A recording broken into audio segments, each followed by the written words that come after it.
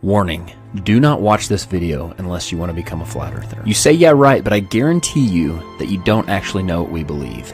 And if you let yourself watch to the end with an open mind, you'll find out that it's actually you that's been hanging on a belief system, on a religion as it relates to the globe.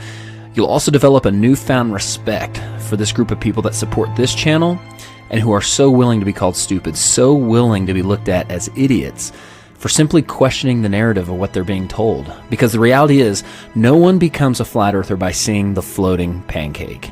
Yeah, we think that's ridiculous too. We become flat earthers by studying and finding major errors in the heliocentric model and actively pursuing truth, which I guarantee you is harder than passively absorbing a lie.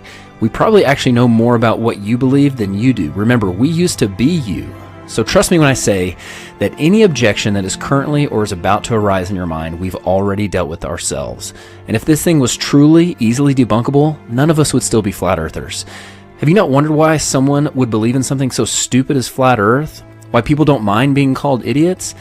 Maybe it's because it's not that stupid. Maybe someone wants you to think it's stupid. Maybe someone is working really hard behind the scenes to make you think that we believe in a square pancake flying through the solar system that you could just step off of and in the nothingness of space. But again, I assure you, we think that's ridiculous too. Nor do we have anything to do with the Flat Earth Society. I've attended and spoken at conferences all over the US and Canada and met thousands of flat earthers, and not once, never have I met someone associated with the Flat Earth Society. That is an organization of half-truths and idiotic science. Okay? We are simply people in search of truth who hold empirical, measurable, repeatable science as well as ancient accounts on a higher level than mere theoretical mathematics. And last thing before I get going, I want you to know that they are banking on you not questioning this. They're hoping to their God with a lowercase g that you do not look into this, because they know if you do, you're going to have some major questions that unfortunately have no warm and fuzzy answers, which is why they've worked so hard to keep the flat earth, the perception of flat earth, as a theory that only morons could believe in. So sit back, relax, and I promise you will not regret it.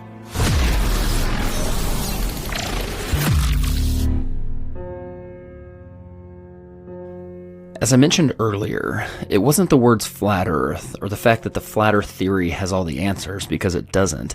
And it certainly wasn't the social consequences that drew us in. But for most of us, it was the questioning of the globe model, which ultimately brought us to flat earth. So here's some questions that reveal some things that I didn't even realize I believed in by believing in the globe. Why is it that even though the Earth spins at 1,000 miles an hour at the equator, it goes around the sun at 66,000 miles per hour, which travels through the universe at 500,000 miles per hour, which is expanding at over 1,000,000 miles per hour, are we able to take a picture of the sky on the same day every year and never see changes in the stars, even for thousands of years? Why does Elon Musk say, you can tell it's real because it looks so fake? That's because it does look fake. Look how the Earth glitches out in the background, but the car doesn't. And see how the Earth supposedly looks from the International Space Station, which is 240 miles up. However, this was taken from only 170 miles. Do you see an issue here? It's just like the Red Bull space jump in the Mythbusters episode that used downward-facing fisheye lenses to create massive amounts of curvature. But the non-fisheye lenses from the capsule and the cockpit show flat horizons, which concur perfectly with weather balloon footage more than 20 miles up. Which, by the way, 20 miles high is roughly the size of the bulge that should be in the state of Kansas due to it being 413 miles wide. Here's what 20 miles up looks like. That would be a large bulge for something that is supposed to be flatter than a pancake. And by the way, Kansas is only the 9th flattest state in the US. How many pieces of flat land does it take to make a ball? Why, when we look at the stars in December, do we see the same stars that we see in June? We should be looking in two totally different directions. If ships sail over the curve of the Earth, why are we able to bring them back into view with high-powered lenses as if they merely sailed past the horizon of the eye's angular resolution? Why are we able to see things over long distances, which according to the formula for a ball with a circumference of 24,900 miles, should be thousands of feet below the curvature horizon? And now, with infrared technology, we are seeing things that should be miles below the horizon, if we truly lived on a ball.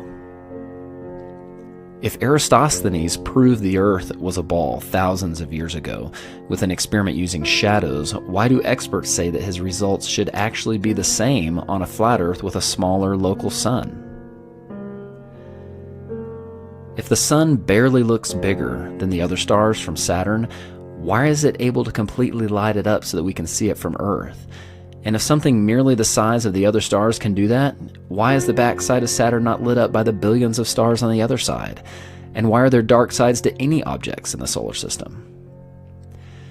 If moonlight reflects the warm light of the sun, why is moonlight measurably cold? Why is it warmer in the shadows at night when it's the exact opposite of what we experience in the sunlight during the day?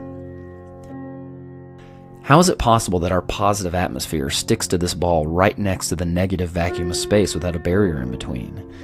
How is it that people claim to see lights in the sky that are the International Space Station and other satellites when they do not have lights on them? And due to their supposed distance off the ground, the sun wouldn't have the ability to reflect light off them, let alone the fact that I do not believe you could see a satellite, something the size of a pickup truck, 250 miles away, even if it was lit by the sun.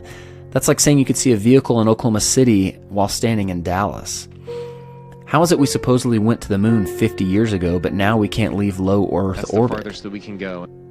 Why are the pictures of Earth from space described as composite images, using ground-based observations and Photoshop to fill in the gaps?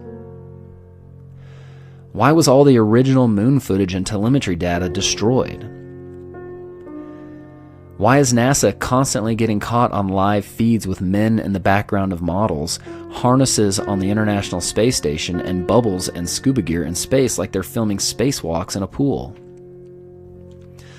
Why is YouTube hiding true flat Earth content and promoting the ridiculous false perception of the floating pancake? You're dealing with all these conspiracy theorists on your platform. So the first way is by demoting low-quality content and promoting more authoritative content, and the second is by providing more transparency for users. So we're introducing boxes that provide factual information at the top of results that have shown themselves to turn up a lot of information that is counterfactual, such as searching for the Earth is flat on YouTube, where you see a lot of... Your response is to put a box saying, nope, the Earth is not flat. Correct. Okay. And lastly, if we are so sure about this spinning ball heliocentric model, why are experts saying things like this? So everything we know about the universe, what we're made of, galaxies, stars, planets, that's all right here. So according to this chart, we are 96% stupid. And just so you know, the globe side has complex answers to all these. But it's time you start evaluating evidence for yourself instead of simply accepting someone else's opinion of it. We all have the same evidence. It's your worldview and your perception of the source that determines your interpretation of that evidence. The experts are not any closer to the stars than you are. You have the ability to trust your senses and come up with conclusions for yourself. So what do flat earthers believe? Well, I'll caveat with, we do not have it all figured out, nor do we claim to. However, we can prove that there are major issues with the globe model, and that is why we are searching for other solutions and other models which can support the phenomena and science we repeatedly observe. Well, this is the best representation I have so far. We believe the center of our motionless world is the North Pole, and an explorer or traveler can still circumnavigate this world from east to west or west to east by performing clockwise or counterclockwise circles around the North Pole. Antarctica is not a continent at the bottom of the globe, but rather a continental ice shelf and mountain range that acts as a shoreline that holds the waters in and potentially supports the dome above, so no falling off the edge. The sun, moon, and stars are simply lights in the sky. They are smaller, closer, located inside the Earth's system. They are not objects floating through space that are similar to the Earth. They are part of the Earth, so no comparing us to them.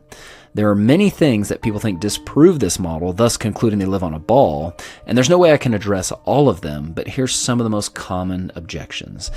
People say that other planets are round, but as I mentioned earlier, we believe planets are just lights in the sky, not places you can go.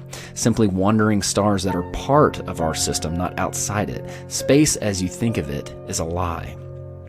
People say there are no pictures of the edge. Well, that's because of the Treaty of Antarctica that does not allow for private exploration beyond the 60th parallel, upheld by the United Nations, whose flag also happens to be the map of the flat Earth. People say sunsets disprove the flat Earth because we believe the sun stays at a constant height in the sky as it circles above our head, which is true. However, you'll notice on clear days with minimal humidity, the missing water in the atmosphere allows you to see the sun shrink into the distance as it moves away. It appears to go down just like the lights in this hallway appear to go down. However, if the lights in this hallway were considerably higher than the observer, they would appear to shrink very little as they moved away. And if we were to create some atmospheric magnification, they could even appear to grow as they approach the horizon, just as the sun does on humid days. And what about gravity? Well, to put it plainly, we don't believe in gravity. We believe things govern themselves based on density, buoyancy, and the electromagnetic force, all three things that are measurable and provable. Gravity, even though it is sold as a law, is actually just a theory, and it's truly only needed to stick things to a ball or have that ball revolve around another ball. Newton himself had doubts about gravity, and in fact, it has never been proven to exist. There was an experiment performed in which gravity waves were supposedly detected from two black holes orbiting each other 1 billion light years away. Just for some perspective, the sun is only 8 light minutes away. So multiply that distance by 65,000 to get a light year, then multiply it by 1 billion. Then turn out the lights because they're black holes. They claim that everything in the universe gives off gravity waves, including the moon. Yet they did not detect it from the moon. They detected it from two black holes 1 billion light years away. They were supposedly distorting space-time. And the amount which they claimed to have detected this space-time being distorted was less than the diameter of the nucleus of an atom. So, please use your brains the next time you see NASA come up with a big discovery. Look how it's always accompanied with an artist rendering or an image instead of a picture, just like this image of a black hole that they supposedly stitched together from multiple forms of data that just happens to look a lot like the cover of the Soundgarden album, Black Hole Sun. Now, the big question, why would somebody cover this up? Well, because the forces of evil cannot rule the original creation, the one created by God. They have to create an artificial one, a perception, in order to remove the true God from the equation, lifting themselves up to be gods. And they do this by creating a false reality, making people unknowingly exist in it, thus controlling them, making it possible for everyone, including the 99.9% of people working at NASA, to unknowingly propagate the lie. And that perception is so powerful, it can make someone who is provably standing still tell you that they're spinning 1,000 miles an hour. And someone who is standing right side up tell you that they're actually upside down. Now, I know you have more questions, and we have the answers. And even though your heart may feel like you're hearing truth, I'm sure there are many objections that have arisen in your mind. Remember, we used to be you. We have already had to deal with those objections. Just don't let the projection of someone else's perception get in the way of your pursuit of truth. If you do, it only proves that you're under someone else's control. I pray that you take this seriously because the stakes are high. Don't let anything get in the way of your pursuit of truth, because the truth will set you free. God bless. For more answers, subscribe to Woketown, DITRH, the Flat Earth Podcast, or download the Flat Earth Sun, Moon, and Zodiac Clock app.